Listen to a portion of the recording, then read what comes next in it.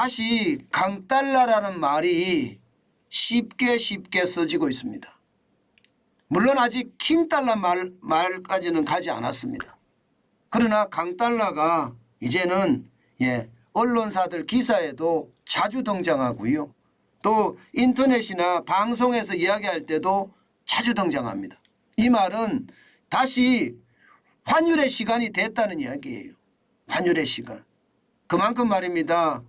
환율의 어떤 변화가 굉장히 크다는 이야기예요.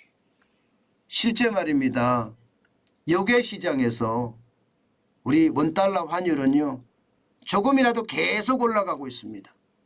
오늘은 여러분 보시다시피 2.5원이 올라갔어요. 뉴욕의 차액 거래 선물한 시장에서 말입니다. NDF라는 게 뉴욕 차액 거래 선물한 시장이라는 뜻이거든요. 여기에서 2.5원이 올라갔다는 것은 뭐 25원이 올라간 것은 아닙니다. 그러나 어제도 올라가고 그제도 올라가고 계속 지금 역외 시장에서 올라가잖아요. 역외 시장에서 계속 올라간다는 것은 여러분 외국인들이 원달러 환율을 바라볼 때 저거 계속 올라갈 수밖에 없다 이렇게 보는 겁니다. 그렇게 보는 겁니다. 우리 시장이 열렸을 때 우리 시장에서 보는 거하고요. 역외 시장에서 보는 것은 이거는 분명히 다릅니다. 우리 시장에 보는 거는 우리 시장의 참여자들이 달러를 사고 팔면서 느끼는 거고요. 역외 시장에는 오롯이 외국인들이 이게 선물안을 사고 팔면서 느끼는 시장의 원리가 세계 시장의 원리가 그대로 작동되는 곳이기 때문에 저는 환율의 어떤 불안감은 점점 커진다고 보는 겁니다. 실제로도 말입니다. 여러분 1300원 턱밑까지 올라갔습니다. 1291.5원입니다. 1292원까지 올라가기도 했습니다. 역외 시장에서 굉장히 많이 올라가고 있는 거예요. 그러면 도대체 왜 이렇게 올라갈까 이제 궁금할 수밖에 없잖아요. 지금 뭐 여러분 특별하게 바뀐 게 없는 것 같아요. 그냥 수출 적자는 계속 수출 적자가 나고 있고요. 여기에다가 돈 푸는 것도 작년 본예산보다 올해 본예산이 적어도 30조 이상 늘어났으니까 돈도 계속 푸는 거고요. 게다가 금리 인상하는 것도 뭐 똑같습니다. 다른 게 아무것도 없어요. 그런데 원달러 환율은 불안하다. 이것은 말입니다. 결국 우리 시장의 문제가 아니라 해외 시장의 문제라는 거예요. 기본적으로 미국의 경기가 연착륙도 아니고 경착륙도 아니다. 무착륙이다. 다시 말해서 경기에 손상이 안 가고 경기는 점점 활성화될 거다 하는 게 지금 시각이에요. 그 대표적인 이유가 1월에 비농업 고용인구가 51만 7천이라는 괴물 수치가 나왔고요. 실업률이 3.4라는 54년 만에 최저의 수치가 나왔습니다. 게다가 말입니다. 이게 소비자 물가는 6.4를 기록해서 12월에 6.5보다는 찔끔 떨어지고 말았고요. 생산자 물가도 시장의 예측치보다 훨씬 더 많이 올라갔습니다. 전월 대비해서 시장의 예측치는 0.4 정도 예상을 했는데 실질적으로는 0.7까지 올라갔죠. 그러니까 시장에서 생산자 물가가 올라가면 그 다음 달에 소비자 물가가 올라가는 것으로 보거든요. 그러면 2월에 소비자 물가도 심상치 않다는 이야기거든요. 도매 물가가 올라가면 소매 물가가 올라가는 것과 똑같습니다.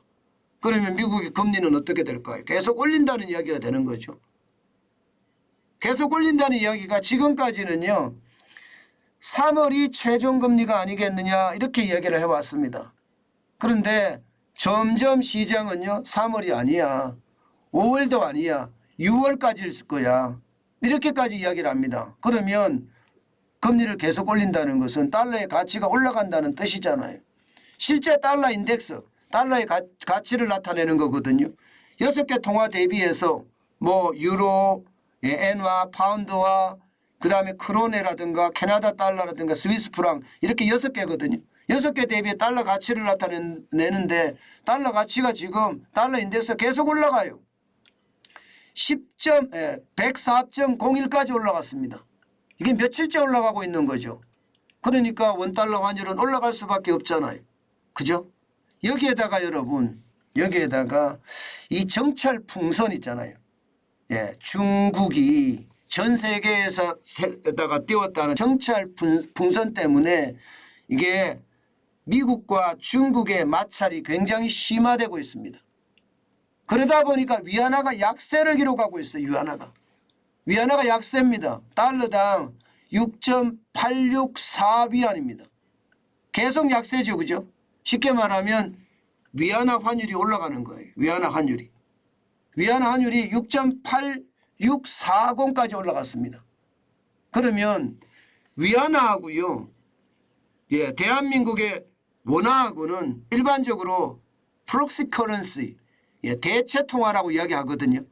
그러면 위안화가 약세를 보이면 원화도 약세를 보인다. 예, 위안화가 강세를 보이면 원화도 강세를 보인다. 이렇게 일반적으로 이야기합니다. 그런 상황에서 보면 위안화가 약세를 보이니까 계속 올라가는, 예, 달러당 위안이 올라가는 그런 약세를 보이니까 원달러 환율도 지금 계속 올라가고 있는 것 아닌가. 그렇게 지금 시장은 분석이 됩니다. 분명한 것은 여러분, 예, 지금 어제, 예, 마감한 것이 1284.8원인데요.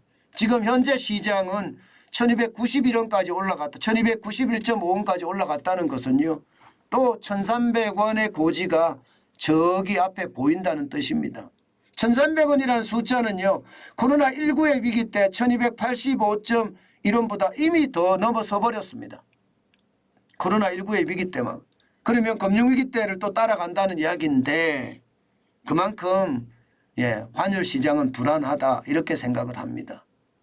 이럴 때 여러분, 시장을, 특히 환율 시장은 여러분들이 냉철히 볼 수 있는 힘이 있어야 됩니다. 이제 우리가 여러 번 겪었잖아요. 환율은 분석하는 것도 굉장히 중요하지만 이게 샀다가 파는 것도 굉장히 중요합니다. 저 같은 경우는 살 때는 한참 많이 떨어졌을 때, 뭐 1084원, 1095원 그렇게 떨어졌을 때 사는 거고요. 팔 때는 1300원, 1400원 많이 올라갔을 때 파는 것. 이게 투자거든요. 예. 그런데 지금은 투자보다는요, 필요한 사람들이 투자의 목적보다는 필요의 목적, 사용의 목적에 의해서 저는 원달러, 달러는 샀으면 좋겠다 그 말씀을 드립니다.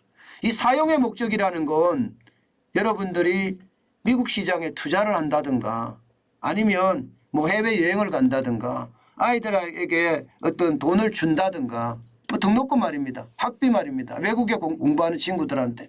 그럴 경우는 저는 조금씩 사놓는 게 좋겠다 그런 생각합니다. 필요할 때마다 달러가 떨어질 때마다 사놓는 거 당연히 필요하다고 생각합니다. 여러분, 환율은요, 솔직히 1300원을 넘어갈란지 또 1400원, 1500원 갈란지 이것은 아무도 모릅니다. 예, 시장은 늘 말씀을 드렸지만 생물과 같거든요. 늘 정책을 어떤 정책을 쓰느냐에 따라서 시장 계속 달라져 갑니다. 그 달라짐에 우리가 어떻게 대응할 것인지 늘 고민하면서 따라가는 게 좋겠다. 그 말씀 다시 한번 올립니다. 원달러 환율은요, 그만큼 불안합니다. 굉장히 불안합니다. 그래서 그 불안함을, 예, 항상 생각해야 되는 것을 아닐까 그런 생각까지 해봅니다. 저는 달러를 가지고 있다면, 예, 늘 시장을 예의주시해야 된다. 그 말씀 다시 한번 올리겠습니다.